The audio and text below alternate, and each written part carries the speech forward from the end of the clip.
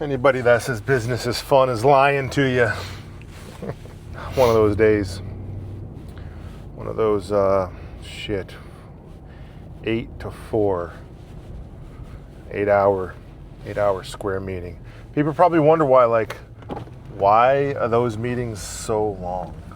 Those octopus meetings, those square meetings.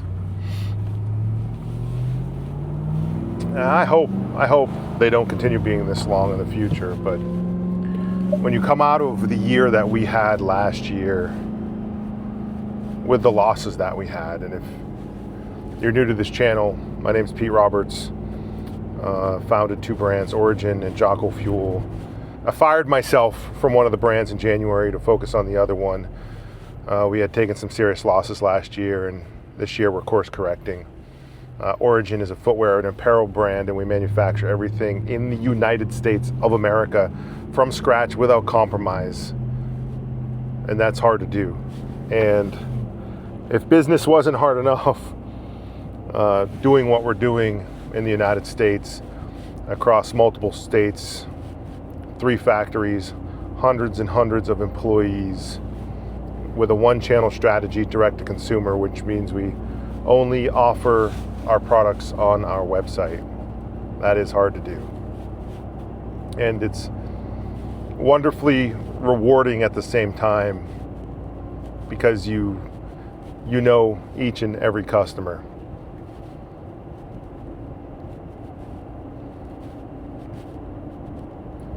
We just entered our busy season, and there's some strain in the economy, and that strain is we're feeling it. We're not quite catching the wind with our sales right now, and so today we really were digging into data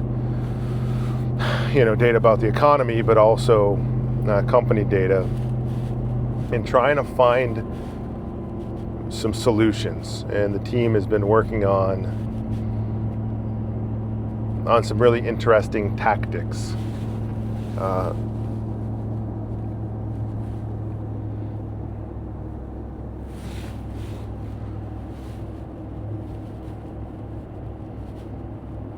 But these meetings with this small group, this SEAL team, they're arduous.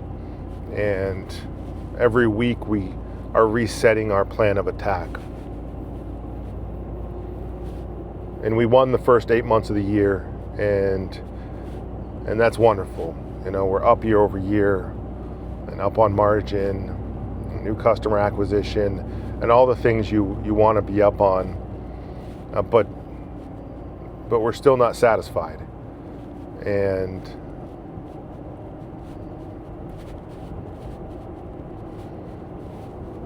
so each week you're looking at the lead indicators of where the rest of the year is going to go, to make sure that you're locking the plan, that we are locking the plan, and we're able to hit our plan. But there's so many forces at play. There's so many external forces. The biggest one for us is supply chain. And that was the topic of conversation. And in some of these vlogs, this has been the topic of conversation. It's just such a tough supply chain. And we're really, really struggling with how to handle it.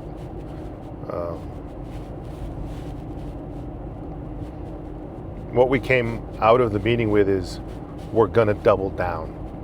So we bet on black, and we're going to double down. We're not gonna shift anything. We're gonna frig with some of the tactics, but we have to look at what is the brand want, and then what is the customer demand, and does what the brand want and what the customer is demanding, do they line up? Do they match?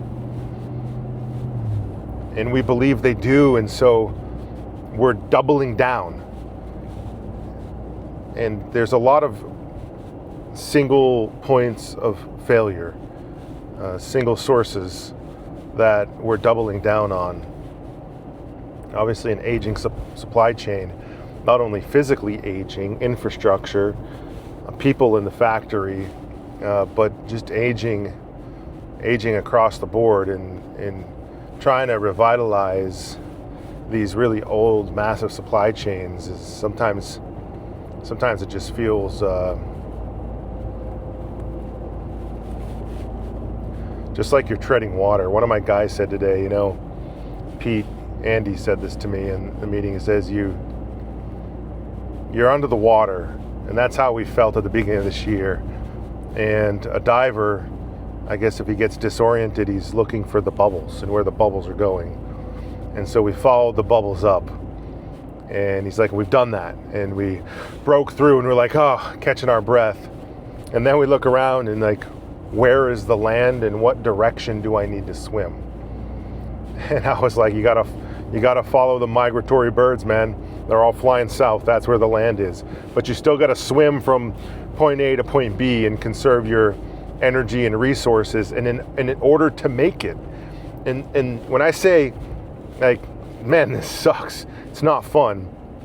Once a year I try to swim across the lake out here in the woods. It's like a mile long. I try to swim across it unassisted. I haven't done it this year, and I probably need to. But if you've ever swam across a lake, everything becomes foggy and you get disoriented, and you just try to get into a swimmer's high or a runner's high where you're just it's hand over hand, right? And Andy's metaphor was really nice, because it truly was what it was like this year. We're following the bubbles up, and you get to catch your breath, and now you got to swim miles. You don't know how many miles. You don't know. You know how to swim. You don't know how many miles. And that's business. And that's why, like, so many businesses fail. And I'm sure those folks who are following this channel, and I know there's a lot who are in business or starting businesses, you have to want it more than the pain it's going to cause, because it's so painful. You're going to get gray hair. You're going to have sleepless nights. You're not going to know how to or what to do the next day, and you're going to end up with shingles. Like, it's par for the course. And so you have to love that.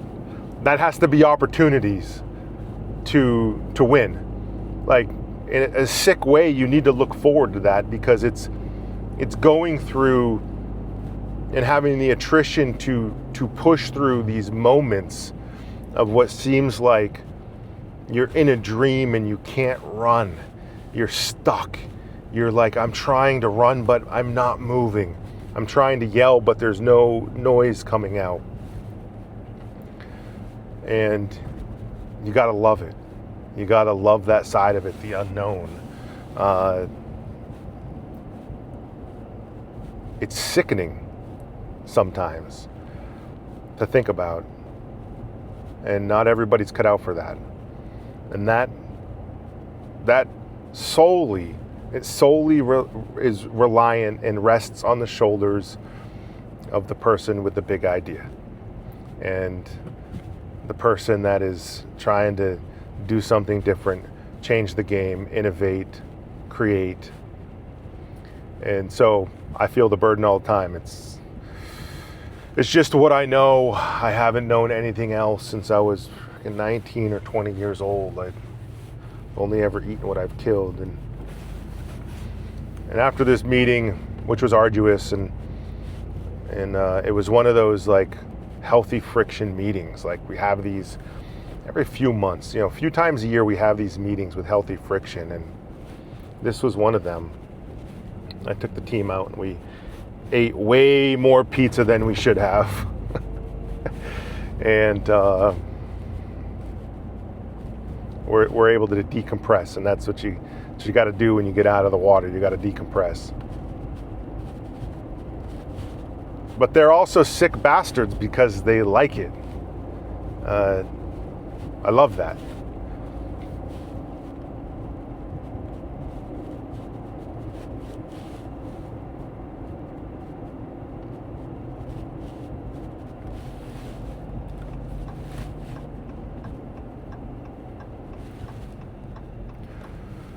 And we're talking about taking on some more risk, some more capital, some more debt.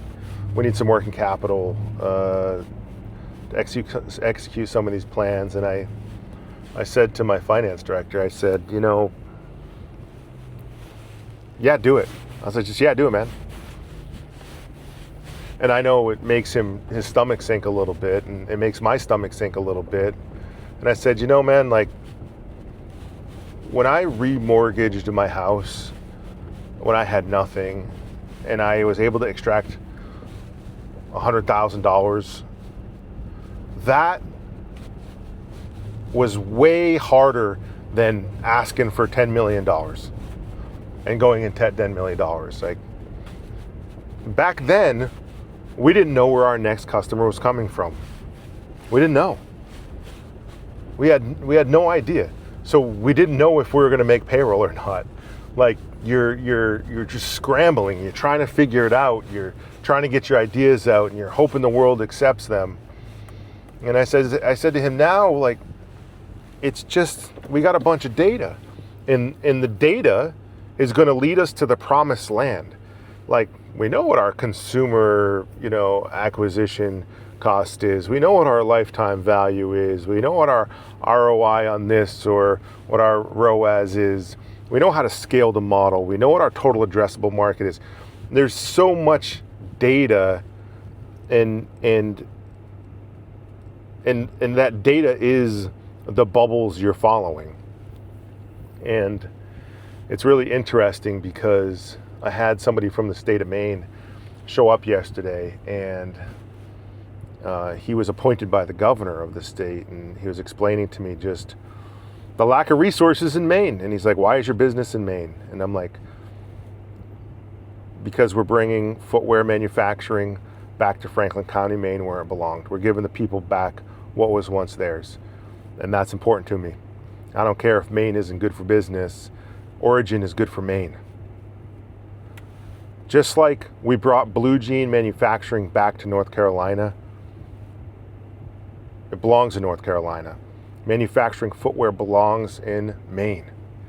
And that's why I want to make it happen. And that's not a good business reason, right? That's a moral obligation. It's a commitment of the brand to the community.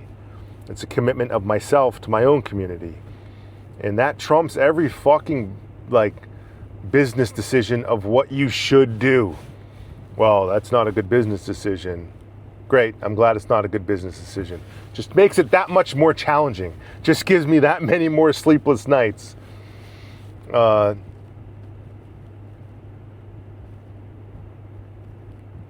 nobody does anything special or creates really meaningful change by doing things the same way. And so we're a change agent of our community, and we're a change agent of manufacturing, and we are going to do things differently. And because of that, we've decided to put ourselves under so much pressure. And I know for myself and my team, you got to be some sick dudes. You got to love the pain of growth, the pain of growth. And I love it even more because I've gotten to experience it over two brands at the same time. So I realize I'm really sick. But for all the young folk out there who are watching the channel, or those folks who are having those sleepless nights or struggling with your plan, your vision, your mission, looking at capital constraints, market share, trying to gain customers, acquire customers. It's all the same. Business is business. Whether you're selling a product or a service, Whether you're small or medium or big, it's all the same. It all comes down to how much do you believe? How much do you believe in what you're doing? And I remember being asked this by my advisor, John Prentice. I said, capital's my problem. He said, don't talk to me about capital. How much do you believe in what you're doing? More than anything.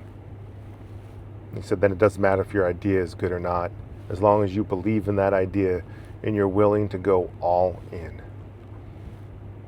What he didn't tell me is that you have to be willing to go all in, and there's no timeline. It could be 5 years, it could be 10 years, it could be 50 years. And so when I went all in, I decided to cast a 100-year vision, knowing I wouldn't achieve the plan, the play. And so I took time out of the equation. Time doesn't matter. I have all the time in the world because it's going to go beyond me. So you got to be sick. You got to have not something right in your head and in your guts. And you got to love the unknown more than you love stability. And that's what business is. And that's what America was founded on. Small business. That's what America runs on. Small business. It runs on people like you and me taking a risk on themselves to improve their lives and the lives of those around them and their community and their country. And the American dollar is backed by our risk. Remember that. Long day. Good day. Fun day. Chaotic day. Just another day.